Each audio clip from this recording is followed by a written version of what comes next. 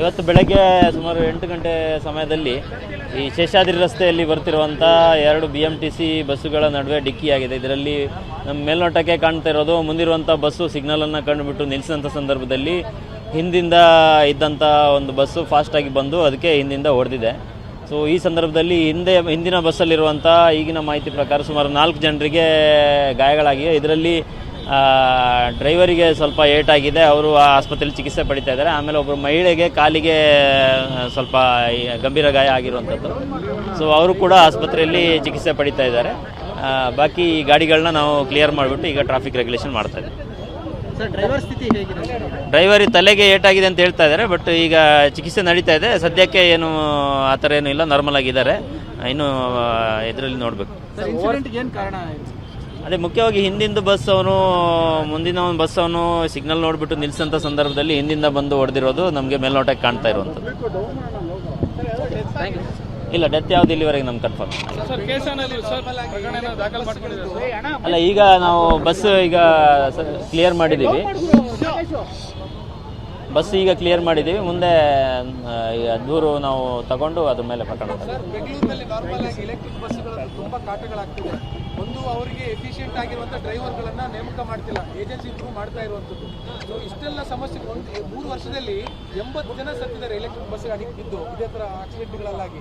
So ಪದೇ ಹಿಂಗೆ ಆಗ್ತಾ ಇದ್ರೆ ಟ್ರಾಫಿಕ್ ಡಿಪಾರ್ಟ್ಮೆಂಟ್ ಅಲ್ಲ, ನಮಗೆ ಈಗ ಎಲೆಕ್ಟ್ರಿಕಲ್ಲಿ ಒಂದು ಸಮಸ್ಯೆ ಕಾಣುವಂಥದ್ದು ಏನಂದರೆ, ಅದು ಏನಾದರೂ ಹೆಚ್ಚು ಕಮ್ಮಿ ಆದ ಕೂಡಲೇ ವೀಲ್ ಲಾಕ್ ಆಗ್ತದೆ. ನಮಗೆ ಅದು ಮೂವ್ ಮಾಡೋಕ್ಕೆ ಬರಲ್ಲ ಗಾಡಿನ. ಅದು ನಮ್ಮ ಮೇಜರ್ ಇಶ್ಯೂ ಆಗಿರೋದು. ಬಾಕಿ ಆಕ್ಸಿಡೆಂಟ್ ಬಗ್ಗೆ ನಾವು ಎಲೆಕ್ಟ್ರಿಕೇ ಅಂತ ನಾವು ಖಂಡಿತವಾಗಿ ಏನು ಹೇಳಲ್ಲ. ಬಟ್ ಬಸ್ಸಸ್ ಆಗ್ತಾಯಿದ್ದಾವೆ ಆಕ್ಸಿಡೆಂಟ್ಸು, ನಮ್ಗೆ ಭಾಳಷ್ಟು ಕಡೆ ರಿಪೋರ್ಟರ್ಸ್ ಆಗಿದ್ದಾವೆ.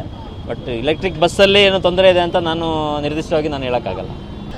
ಇವತ್ತು ಬೆಳಗ್ಗೆ ಸುಮಾರು 8 ಗಂಟೆ ಸಮಯದಲ್ಲಿ ಈ ಶೇಷಾದ್ರಿ ರಸ್ತೆಯಲ್ಲಿ ಬರ್ತಿರುವಂಥ 2 BMTC ಬಸ್ಸುಗಳ ನಡುವೆ ಡಿಕ್ಕಿಯಾಗಿದೆ. ಇದರಲ್ಲಿ ನಮ್ಮ ಮೇಲ್ನೋಟಕ್ಕೆ ಕಾಣ್ತಾ ಇರೋದು ಮುಂದಿರುವಂಥ ಬಸ್ಸು ಸಿಗ್ನಲನ್ನು ಕಂಡುಬಿಟ್ಟು ನಿಲ್ಲಿಸಿದಂಥ ಸಂದರ್ಭದಲ್ಲಿ ಹಿಂದಿಂದ ಇದ್ದಂಥ ಒಂದು ಬಸ್ಸು ಫಾಸ್ಟಾಗಿ ಬಂದು ಅದಕ್ಕೆ ಹಿಂದಿಂದ ಹೊಡೆದಿದೆ.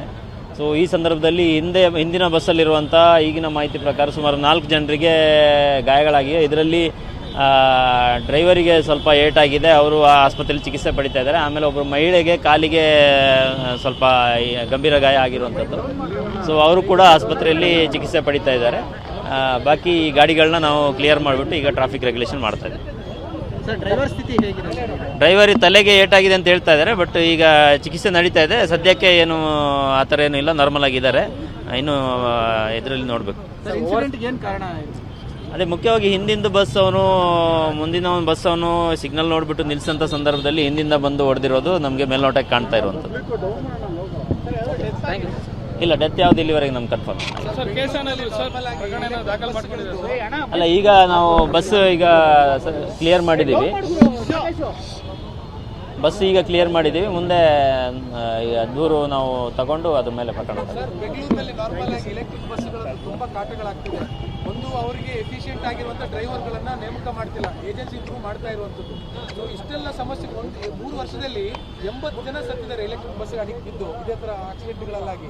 ಸೊ ಪದೇ ಹಿಂಗೆ ಆಗ್ತಾ ಇದ್ರೆ ಟ್ರಾಫಿಕ್ ಡಿಪಾರ್ಟ್ಮೆಂಟ್ ಅಲ್ಲ, ನಮಗೆ ಈಗ ಎಲೆಕ್ಟ್ರಿಕಲ್ಲಿ ಒಂದು ಸಮಸ್ಯೆ ಕಾಣುವಂಥದ್ದು ಏನಂದರೆ, ಅದು ಏನಾದರೂ ಹೆಚ್ಚು ಕಮ್ಮಿ ಆದ ಕೂಡಲೇ ವೀಲ್ ಲಾಕ್ ಆಗ್ತದೆ. ನಮಗೆ ಅದು ಮೂವ್ ಮಾಡೋಕ್ಕೆ ಬರಲ್ಲ ಗಾಡಿನ. ಅದು ನಮ್ಮ ಮೇಜರ್ ಇಶ್ಯೂ ಆಗಿರೋದು. ಬಾಕಿ ಆಕ್ಸಿಡೆಂಟ್ ಬಗ್ಗೆ ನಾವು ಎಲೆಕ್ಟ್ರಿಕೇ ಅಂತ ನಾವು ಖಂಡಿತವಾಗಿ ಏನು ಹೇಳಲ್ಲ. ಬಟ್ ಬಸ್ಸಸ್ ಆಗ್ತಾಯಿದ್ದಾವೆ ಆಕ್ಸಿಡೆಂಟ್ಸು, ನಮ್ಗೆ ಭಾಳಷ್ಟು ಕಡೆ ರಿಪೋರ್ಟರ್ಸ್ ಆಗಿದ್ದಾವೆ. ಬಟ್ ಎಲೆಕ್ಟ್ರಿಕ್ ಬಸ್ಸಲ್ಲಿ ಏನೋ ತೊಂದರೆ ಇದೆ ಅಂತ ನಾನು ನಿರ್ದಿಷ್ಟವಾಗಿ ಹೇಳೋಕ್ಕಾಗಲ್ಲ.